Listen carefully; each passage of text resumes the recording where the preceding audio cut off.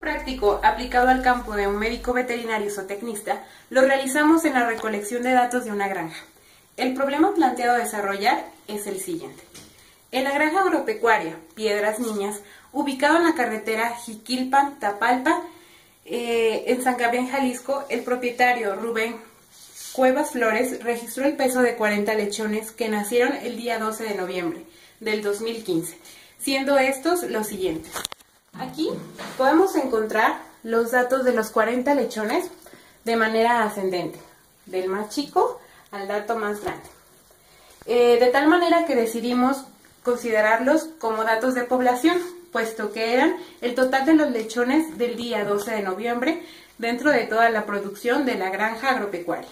A continuación se explicará cómo se realizó los datos de la clase. Nuestros datos ordenados de manera ascendente procedemos a elaborar una tabla de distribución de frecuencias, pero primero vamos a necesitar conocer cuántas clases y cuál es el intervalo de cada clase. Primero, para saber el número de clases que vamos a necesitar, podremos utilizar esta fórmula. ¿Por qué? Porque es más sencilla. Se puede utilizar un juicio profesional de nosotros mismos, pero para irnos más a la segura decidimos hacer esta fórmula. Esta fórmula es bastante sencilla de entender. 2K mayor o igual que N, donde K vendría representando el número de clases que se desea tener y la N vendría representando el total de observaciones que tenemos, en este caso 40. Sustituyéndolo, tenemos que queremos 6 clases y el total de datos es 40. Esta fórmula se tiene que seguir, si no, no puede hacerse una correcta determinación de clases. Entonces tenemos que 2 elevado a la 6 es 64 y que 64 es mayor que 40.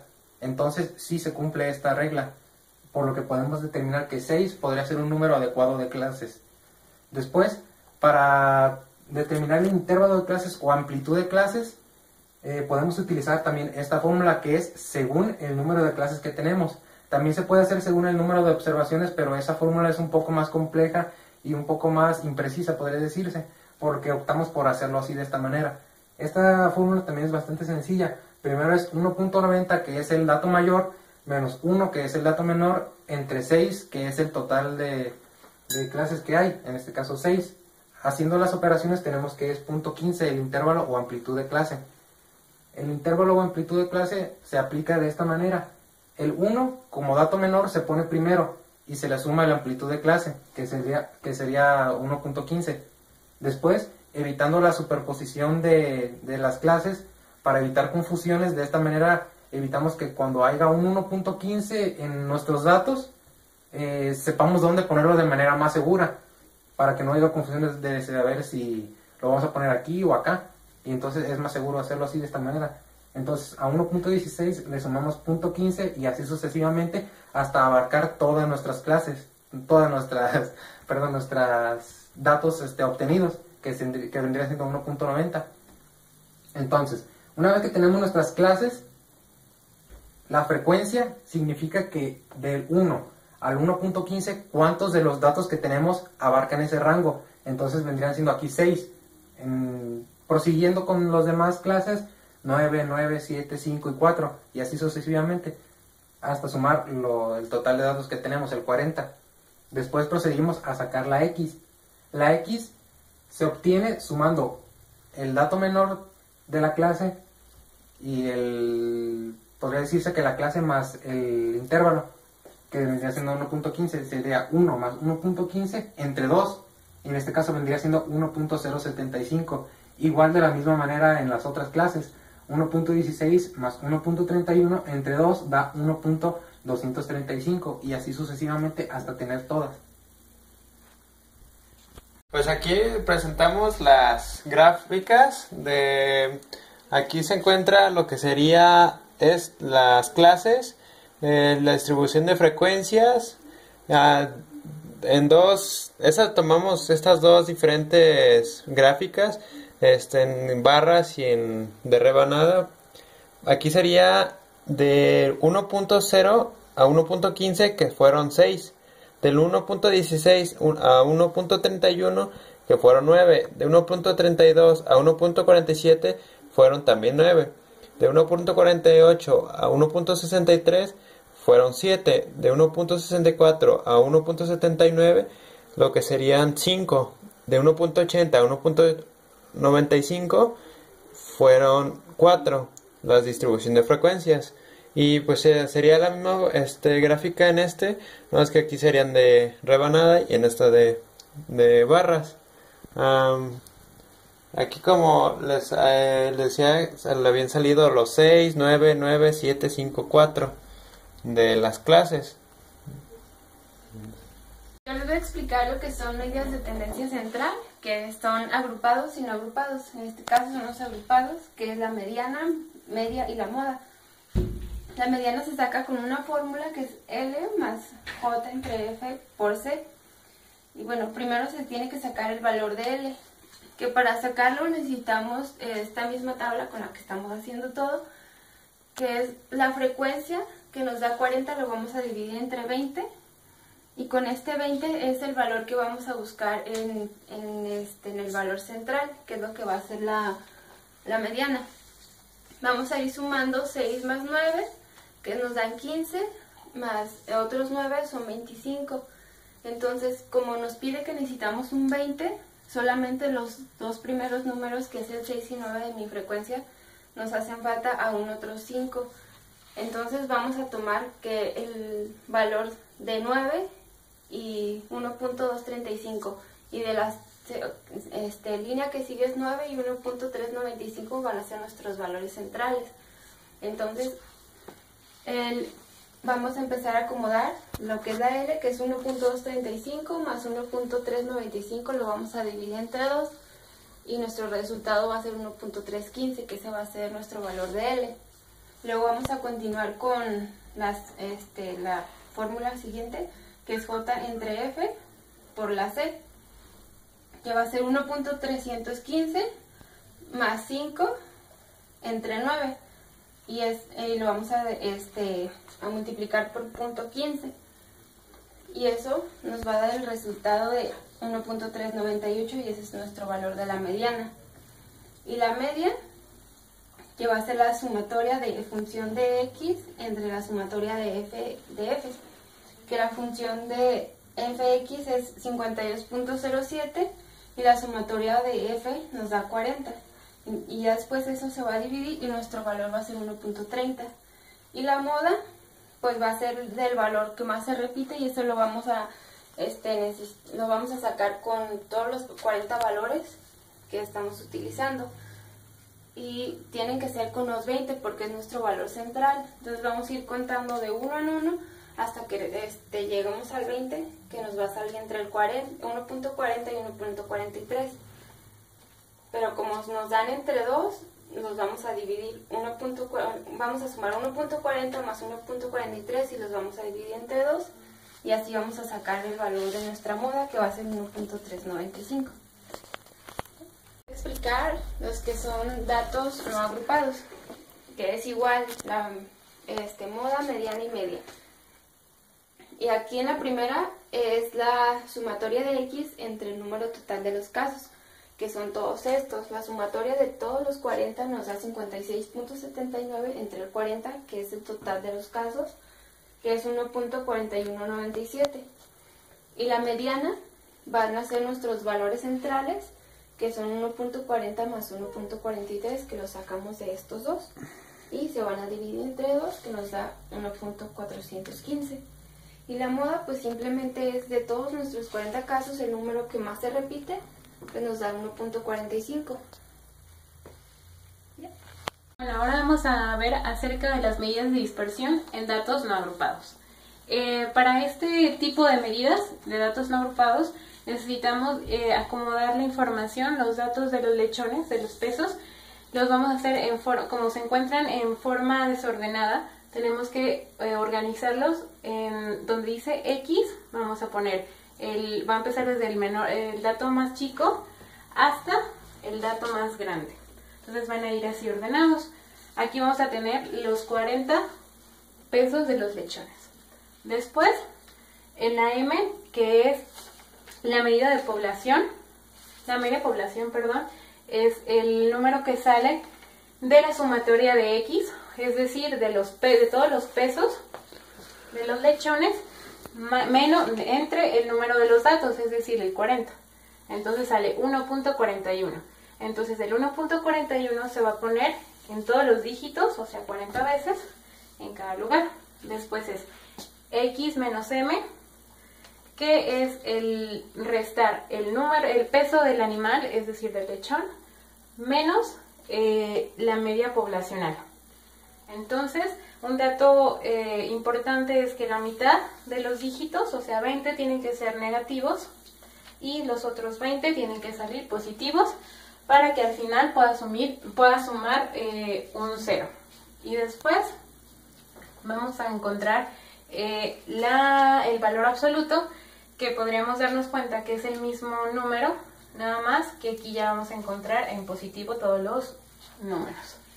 Después, este número, el valor absoluto, lo vamos a poner al cuadrado. Entonces nos va a salir, por ejemplo, 0.168, de tal manera que ya vamos a tener graficada los datos no agrupados. Después ya vamos a sacar lo que es el resultado y vamos a utilizar unas fórmulas especiales que son de población.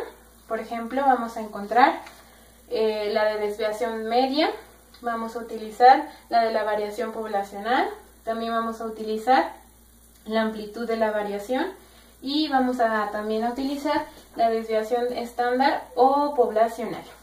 Entonces vamos a empezar que la amplitud de variación es 0.9, es decir, el número más grande, que es 1.90, menos el número más chico, que es 1. Y después vamos a ver la desviación media, que nos dice que es 0.202, que es el 8.11. ¿Dónde sale este número? Este número sale del sumatorio de todos los dígitos de la tercera columna, o sea, del valor absoluto. Todos estos dígitos los vamos a sumar, de tal manera que en esta parte se va a poner 8.11, que es la suma, entre el número de las muestras, es decir, 40, y ya esto dividido nos va a salir 0.202.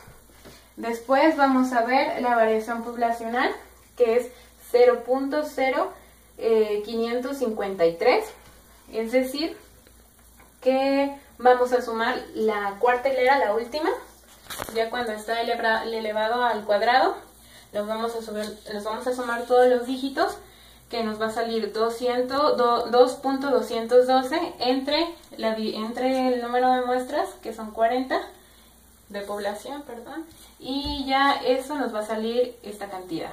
Y después vamos a sacar la desviación estándar o poblacional, y este número, el último dígito que nos salió 0.0553, le vamos a sacar raíz cuadrada, es decir, que nos va a salir un número de 0.234. Y eso sería todo. De dispersión. Primero tenemos los datos agrupados. En las medidas de dispersión se pueden distinguir dos grandes cosas: la desviación media, DM, y la varianza, que se representa como con una O cursiva.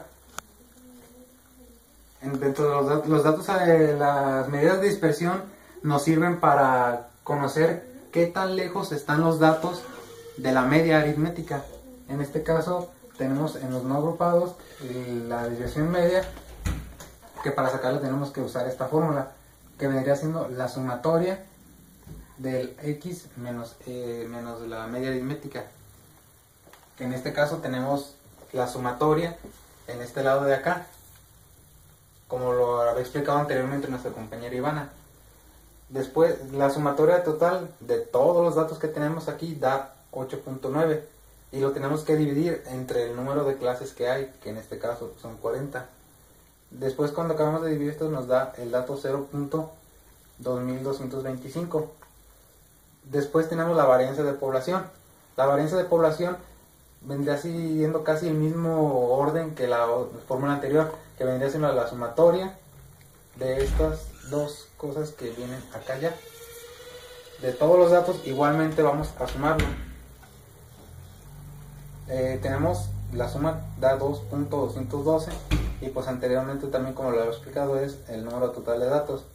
Haciendo la división nos resulta que es 0.05, o si quieres extenderte más en los decimales, pues no hay problema.